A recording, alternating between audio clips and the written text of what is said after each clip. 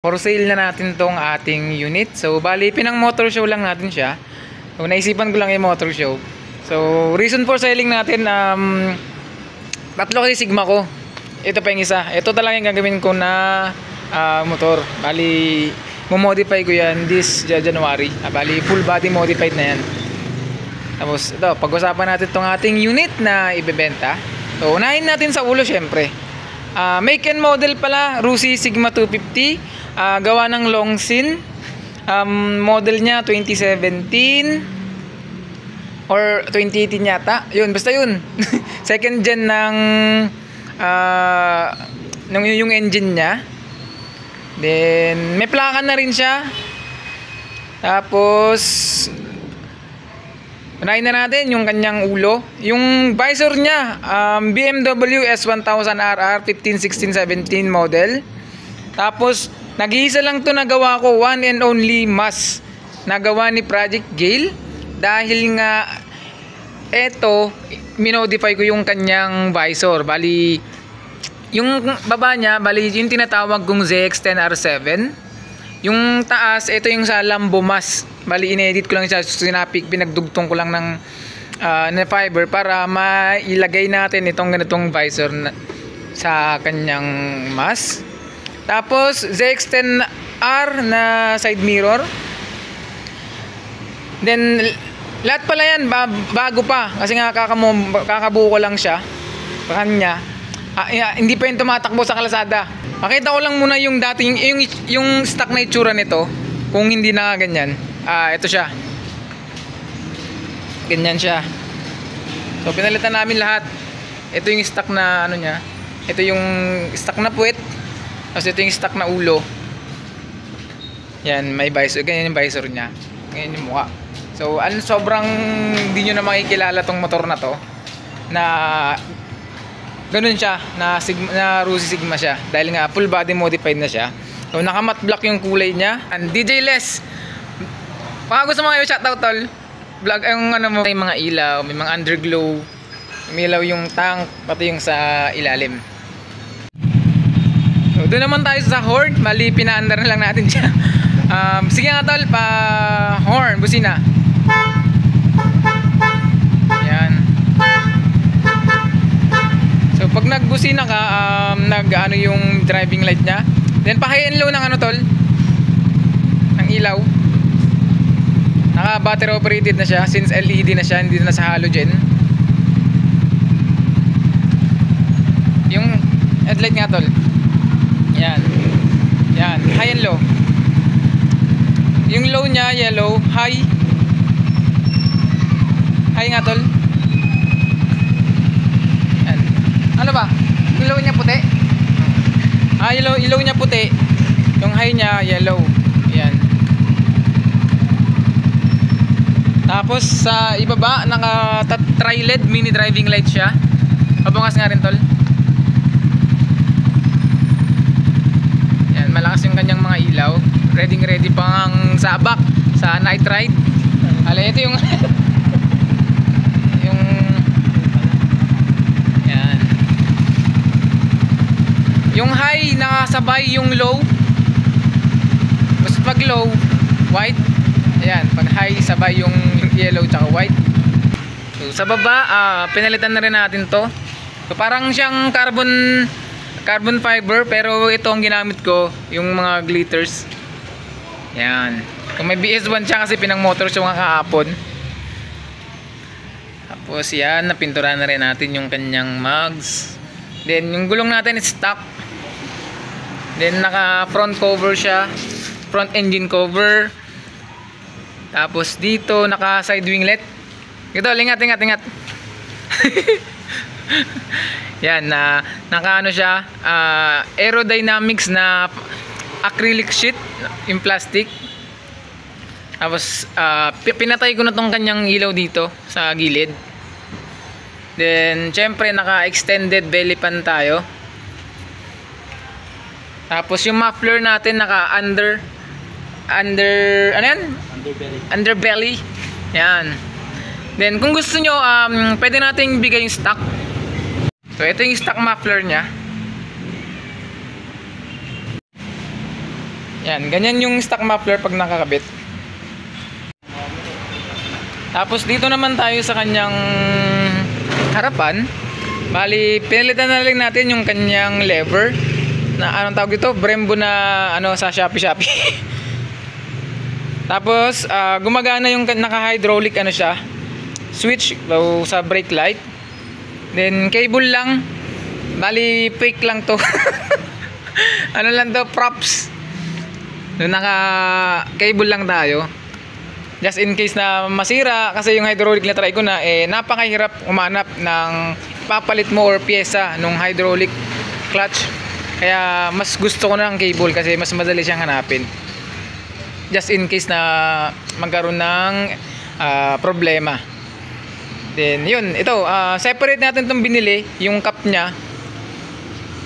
Then, kasi yung cup nito maliit lang kaya ginawa ko, bumili ako ng mas malaki. Yan. Then naka quick throttle tayo. Then pinasok ko sa loob yung kanyang tornilyuan. Bali may binutas ako dyan para may pasok natin siya. Sa panel niya gumagana naman lahat. Bahay natin.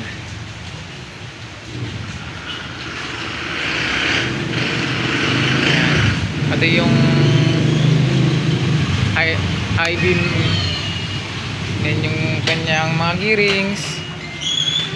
Magana naman hanggang 6. Pati yung kanyang fuel gauge, pati yung RPM, pati yung pag tumatakbo siya, yung kilometer per hour niya gumagana rin. Pagdating naman sa handlebar niya, binaliktad naman siya yung kanyang stock na handlebar. Yan siya. Para mas aggressive siyang tignan, mas sporty look. Yun. So yung busina niya nasa loob. Ito, yan. Makita natin yan. Maganda yung lagay ng kanyang busina. Kasi yan dito. Dahil nga, balik ulit tayo sa ulo. Yung ulo niya, yung pinaka headlight, tinanggal ko na. Bali, pinalitan ko nung inang iba. Kaya naging ganyan siya. Yung stock kasi, mayroon sa loob na ganito. Nasa loob dito sa atin, nilagyan natin wala na. Yan. Bali, may cover. Tapos syempre, naka-tank enhancer tayo. So yung stock na ganun. Yung tank enhancer tayo ganito na. So syempre, yung kanina meron siyang ilaw. Pakita ulit natin yung kanyang light. And then may underglow din dito sa likod. Siyempre may switch yung ating driving light. Yung shifter niya, naka shower shifter na siya. Full shifter to, ginawa ko lang na half shifter para mas maganda yung datingan. Kasi para sa akin, para lang naman sa akin, opinion ko lang, pangit kasi tignan ng full shifter sa sports bike. Para lang sa akin so sa mga naka full shifter dyan, opinion ko lang naman yun. Siyempre, depende naman, iba-iba naman tayo ng pananaw sa buhay, di ba? Tapos ito, naka-original na Nissin na caliper, brake master. So stock yung kanyang back right footrest. Tapos naka side engine cover. Tapos sa makina, wala naman siyang leak. Kasi pinalitan namin yung mga o-ring niyan. Then naka 67mm bore na siya. Yung stock kasi 65.5 lang. So ito, mas upgrade siya. So, mas malaki, 67mm. Then ignition, naka-apido. Tapos yung seat, modified din yan. Bali sa ito, stock ng Gamma. Pinatong ko, tinanggal ko yung cover ng yung foam ng back ride seat. Motorroads pala, shoutout natin.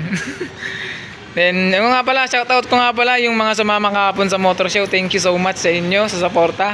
So pasensya na rin kung masyado tayong makulit. Tinamaan ni ni Tanduay. So ayun yun.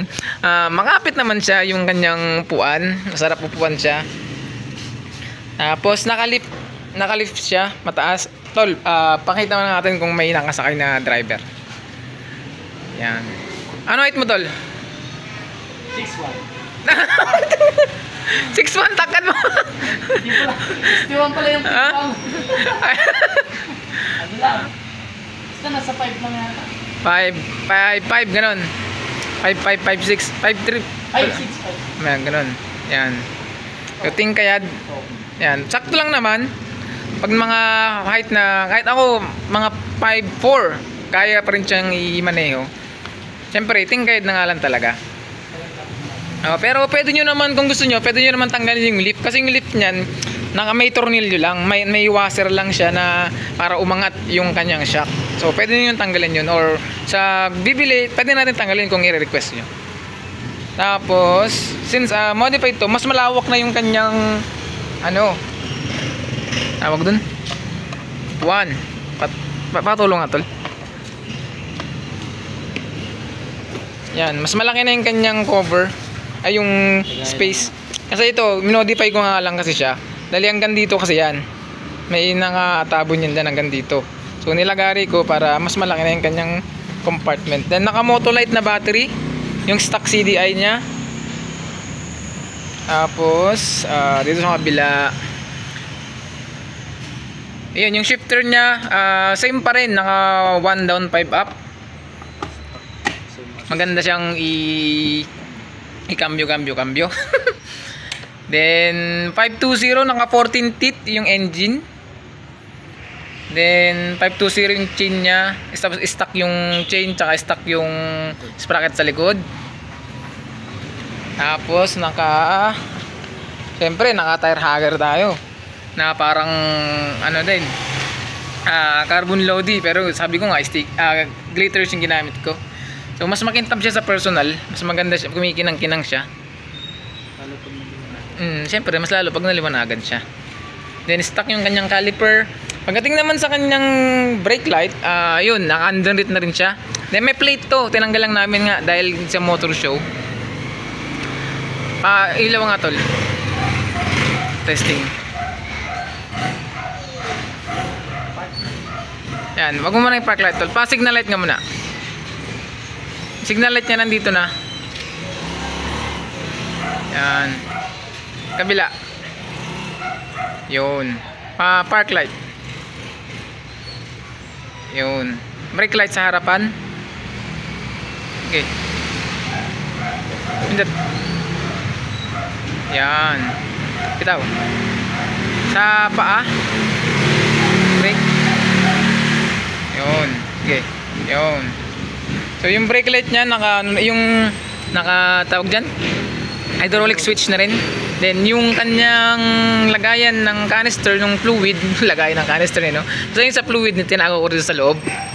Malinis yung kanyang pagkaka-wirings. Ito siya paggabi. Yung ilaw niya. Yan.